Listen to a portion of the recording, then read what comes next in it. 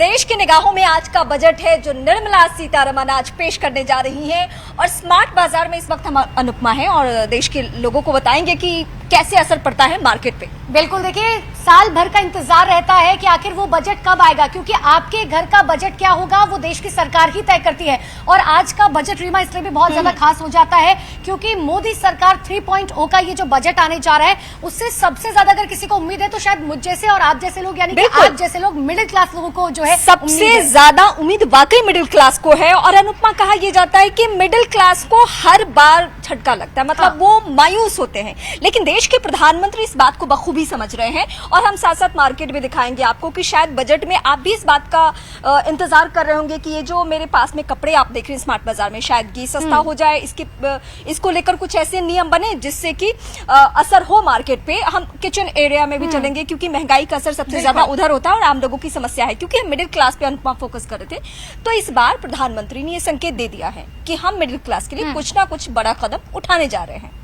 बिल्कुल, और देखिए सबसे बड़ी बात यह है कि रीमा, अगर मैं मिडिल क्लास पे, हम टैक्स स्लैब पे आएंगे, बात करेंगे, लेकिन क्योंकि यहाँ पर मुझे कुछ कई बेल्ट दिख पा रही है, हमेशा चमड़ा उद्योग की बात जरूर की जाती है, क्योंकि चमड़ा उद्योग जो है वो बहुत महत्वपूर्ण किरदार जो है वो अपने देश की अर्थव्यवस्था में अपनाता है। और यही वजह है कि देखिए खासकर छोटे कारोबारी जो है, चाहे कपड़े के कारोबारी हो जाए, काजू बादाम ड्राई फ्रूट्स, ये जो छोटे मोटे कारोबारी हैं, इस बार वो जरूर इस बात की उम्मीद कर रहे हैं कि हमें सरकार से जो है किसी भी तरीके से कोई मदद मिल पाए, क्योंकि वो चाहते हैं कि सरकार में जो है छोटे कारोबारियों के लिए कुछ इन्वेस्ट करे, कुछ निवेश करे, ताकि आने वाले समय में जो है उन्हें बढ़ावा मिल सके। अच्छा, हम चूंकि मिडिल क्लास का जिक्र कर रहे थे अनुपमा, मिडिल क्लास कहाँ जाता है अपनी रोजमर्रा की जिंदगी चलाने के लिए? यहाँ पहुंचता है और यहाँ उसको उसके घर को चलाने के लिए हर चीज यहाँ पे उपलब्ध है। तो अब हम उस रूट पे बात करेंगे जहां से एक घर को चलाने की शुरुआत होती है, यानी वो चीजें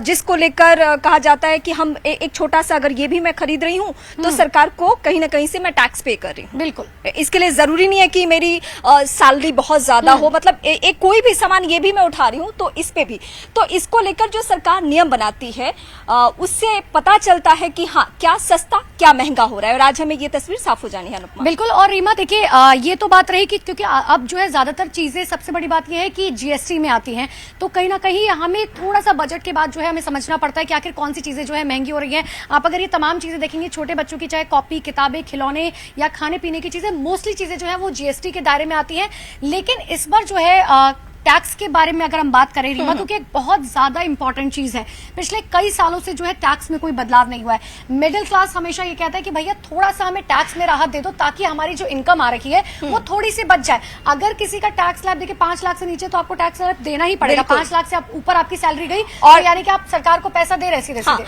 और हम किसी और पे क्यों जाए, हम दोनों अपनी बात कर रहे हैं कि जो भी लोग सैलरी वाले हैं, सैलरी नहीं बतानी सैलरी नहीं बता रहे हैं, लेकिन जो भी लोग सैलरी वाले हैं, हमें इंतजार है कि सरकार अगर टैक्स स्लैब में चेंजेस करिए। और वैसे भी हम फीमेल्स हैं, फीमेल्स के लिए गवर्नमेंट की तरफ से अलग होता है मेल पर्सन के कंपेयर में, अगर हम सैलरी पेशा वाले हैं तो इस लिहाज से मेरे को और अनुपमा को दोनों को इंतजार है कि आज टैक्स स्लैब में चेंजेस हो तो इसका फायदा किसे पहुंचेगा, हम दोनों को भी मिलने जा रहे हैं, आप सभी के साथ साथ, अगर आप नौकरी पेशा वाले हैं तो। और एक और आखिरी बात रीमा, थोड़ा किचन एरिया में आ जाए, आखिर में हम जरा किचन की भी बातें कर लेते हैं। आखिरी बात, क्योंकि एमएसएमई सेक्टर्स की बात जो है वो बहुत ज्यादा की जा रही थी रीमा, ये बहुत इंपॉर्टेंट है कि इस बार जो है सरकार इलेक्ट्रॉनिक्स चीजें और इलेक्ट्रिक वाहन, क्योंकि ग्रीन जो है इंडिया की बात लगातार की जा रही है, इलेक्ट्रिक वाहन जो है वो बहुत ज्यादा इंपॉर्टेंट हो जाते हैं, क्योंकि अब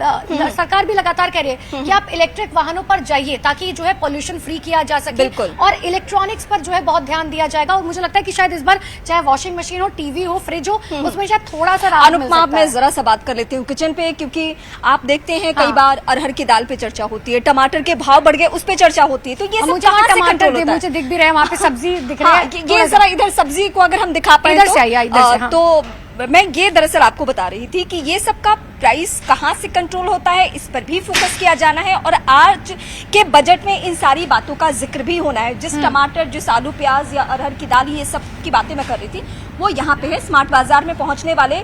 जरूर इसका प्राइस टैग देख के परेशान होते हैं। तो क्या आज सरकार कोई ऐसा कदम उठाने जा रही है जिससे अनुपमा उन्हें राहत मिलने जा रही है? तो हमें थोड़ा इंतजार करना होगा। आज के बजट को लेकर मिडिल क्लास बहुत आशान्वित है, बहुत उसको उम्मीद है कि कुछ अच्छा होने जा रहा है। बिल्कुल, आपको और हम सभी को इंतजार है कि इस बार जो है कम से कम मिडिल क्लास के लिए जो है सरकार एक ऐसा बजट लेके आए कि आपके और हमारे चेहरे पर मुस्कुराहट जरूर आए।